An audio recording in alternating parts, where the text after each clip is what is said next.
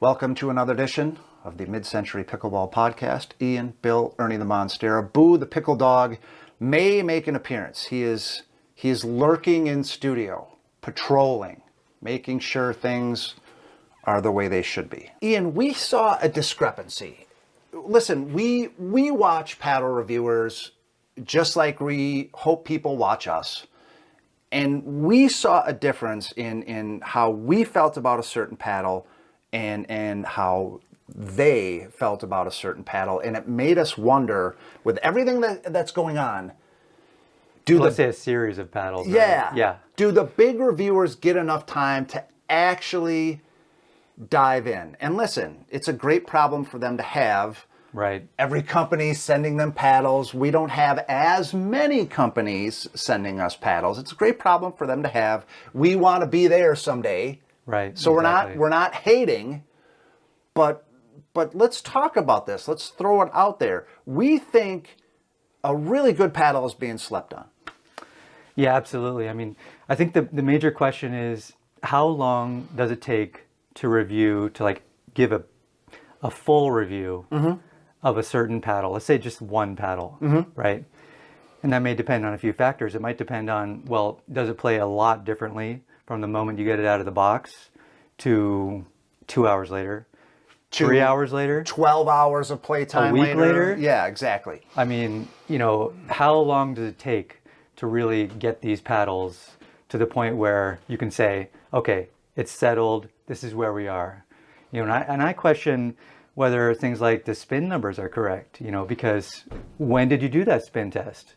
Was it right out of the box? It's a lot different. The dwell is going to be different. The grit is going to be different. So what do you think? How long does it take one paddle?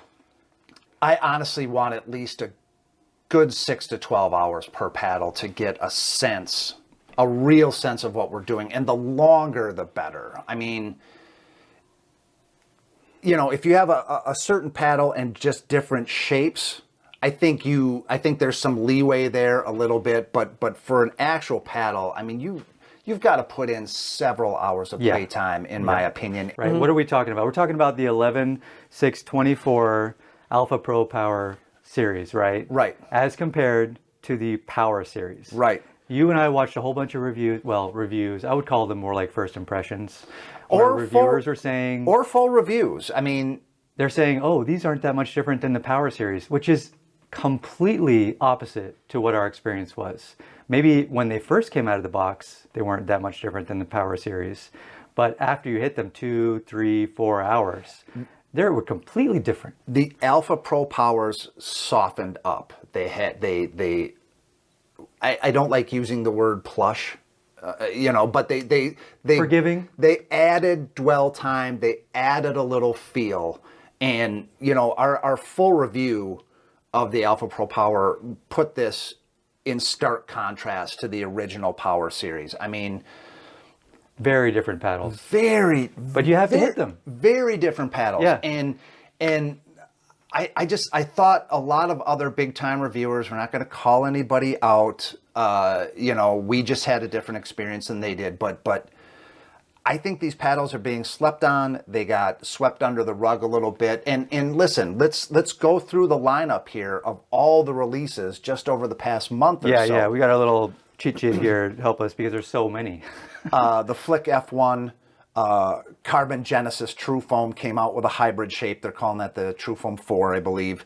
The Alpha Pro lineup. The Honolulus came out to much fanfare. How many Honolulus are there? Quite a bit. 6 now? 6 new models? Sure. The reviewers have kind of focused on 2, and then now there's ones with longer handles. Do you remember which 2? The NF and the...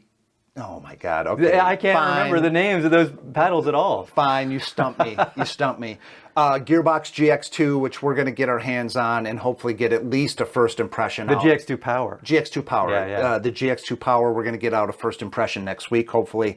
Groove and Laser, Enhanced 4.5, Rhombus Ripple, version 2 R5, whatever the heck they're calling There's more. that. I mean, There's more. That's not even all the things. That is not a comprehensive list. So it's hard. I can't blame No, yeah, not at all. the big reviewers for letting a few of these kind of Right. get lost. Let's say you've got 20 paddles that are on your review list, right? Let's just say like as a average for July, Sure. right? You got 20 paddles. Now you pull each one out. You're able to give it an hour, maybe 2 hours of hits. And you kind of go, okay, you know, I've played this before. This is something similar. Yeah.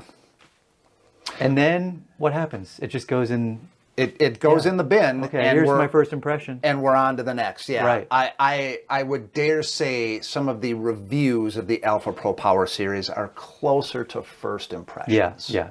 Now I have seen some where they clearly did hit the paddles enough. I think these paddles are fantastic. When you break them in, so much easier to play with than the original Power series. Yes, absolutely. And also good for a variety of play styles, whereas I felt like the Power really dialed into one specific. You had to kind of play around its capabilities, which are great. It's a great paddle. Yes. Series, the original Power, fantastic. But you need to play that game. Yes. Whereas with the Alpha Pro Power, you get to choose. Is the meta of paddles now controllable power? Absolutely. I mean, controllable power, and I think the original Power series is power, and it takes longer to dial in the control. I think the Alpha Pro Power series is power, not necessarily huge pop, but good to great power, and also the ability to control it. Right. So, yeah. Go ahead. We reviewed all the Pro 4 paddles, and those are kind of the gold standard of controllable power, I would say. Indeed. Of all the paddles. Now, one thing is they're very expensive. We've talked about that many times. Mm-hmm. These paddles, the Alpha Pro Power, are comparable in the sense of controllable power. Yes. Yeah, I mean, as a value proposition, which is important to us, we're not billionaires. Right. As a value proposition, I would play the Alpha Pro Power series over the Yola Pro 4, especially if I have to buy a number of paddles per year, whatever number that is. Yeah. 2, 1, 2, 3. Talk about the 12-month warranty. Yes. I mean, that's big. 12-month warranty is huge for a paddle like this. I would say. You really want that 12-month warranty. Yeah. I would say. So we'll throw it out there. If you are interested in the Alpha Pro Power series, please watch our full review. We do think it's comprehensive. We do think we put the work in to really get a sense of these paddles. Hit us up in the comments with any questions. Obviously, use code MCP on 11624's website to get, I believe, a $10 discount. Right. Also helps us keep this channel going. We're not calling any reviewers out. Right.